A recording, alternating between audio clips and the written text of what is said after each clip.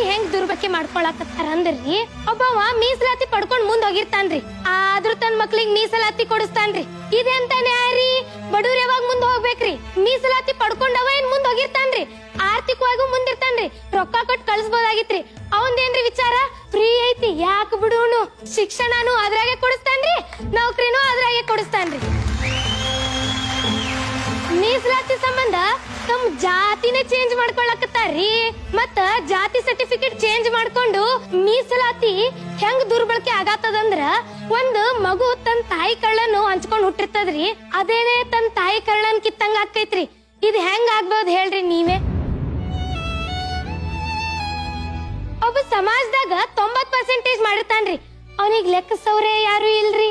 ಹಿಂಗಾದ್ರ ನಮ್ ಸಮಾಜ ಮುಂದ್ ಹೋಗುದಿಲ್ರಿ. ನಮ್ ಸಮಾಜಕ್ಕ ಟ್ಯಾಲೆಂಟ್ ಬೇಕ್ರಿ. ಅವರು ಟ್ಯಾಲೆಂಟ್ ಇದ್ದವರು ಹಿಂದುಳಿತಾರ್ರಿ, ಬೇರೆ ದೇಶಕ್ ಹೋಗಿ ಅಲ್ಲಿ ನೌಕರಿ ಪಡ್ಕೊಂಡು ಅವ್ರ ದೇಶ ಉದ್ಧಾರ ಮಾಡ್ತಾರ್ರಿ. ಅವಾಗ ನಮ್ ದೇಶದ ಏನ್ರಿ ಗತಿ? ಬಡವ ಯಾವ ವರ್ಗದವ್ರ ಅಂದ್ರೇನ್ರಿ? ಬಡವ ಬಡವನೇ ರೀ. ಎಲ್ಲಾರ್ಗು ಅದಕ್ ನಾವು ಸಮಾನ ಒಳಗ್ ಕೊಡ್ಬೇಕ್ರಿ. ಮೇಲ್ ವರ್ಗದಾಗೂ ಬಡವ್ರು ಇರ್ತಾರ್ರಿ, ಕೆಳವರ್ಗದಾಗೂ ಬಡವ್ರು ಇರ್ತಾರ್ರಿ. ಆದ್ರ ನಮ್ಮ ಸರ್ಕಾರ ಐತಲ್ರಿ, ಬರೀ ಕೆಳವರ್ಗದ ಬಡವ್ರಿಗೆ ಅಷ್ಟೇ ಕೊಡತೈತ್ರಿ. ಮೇಲ್ ವರ್ಗದವ್ರ ಏನ್ ಮಾಡ್ಬೇಕ್ರಿ?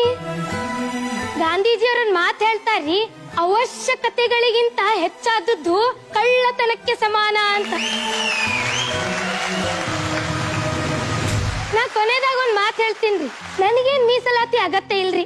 ನಮ್ಮ ಅಪ್ಪಾರು ಕಾಲೇಜ್ ಪ್ರೊಫೆಸರ್ ರೀ, ನಮ್ ಮಮ್ಮಿ ಟೀಚರ್ ರೀ, ನನಗ್ 4 ಮಾಮಾಗಳ್ರಿ.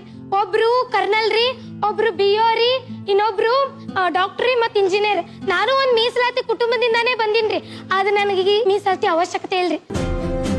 ಅಪ್ಪ ನಾನು ನಿನಗೆ ಇಲ್ಲೇ ಒಂದ್ ಇದೇ ಸ್ಟೇಜ್ ಮ್ಯಾಗ ಒಂದ್ ಮಾತು ಹೇಳ್ತೀನಪ್ಪ, ನಾನು ಮೀಸಲಾತಿ ಇರ್ಲಾರೆ ನಿನಗ್ ಬದುಕ್ ತೋರಿಸ್ತೀನಪ್ಪ.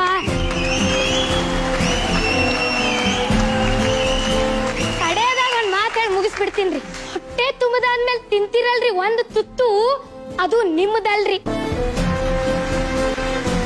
ನನ್ನಂಗ ಈಗ ನಾ ಮೀಸಲಾತಿ ಬಿಟ್ಟು ಕೊಡ್ತೀನ್ರಿ. ನನ್ನಂಗ ಇಲ್ಲಿ ಎಷ್ಟು ಜನಕ್ ಮೀಸಲಾತಿ ಅವಶ್ಯಕತೆ ಇಲ್ಲಲ್ರಿ, ದಯಮಾಡಿ ಬಿಟ್ಟು ಕೊಡ್ರಿ. ಒಬ್ರಿಗದು ಸುವರ್ಣ ಅವಕಾಶ ಆಗ್ತೈತ್ರಿ. ಇಷ್ಟ ಹೇಳಿ.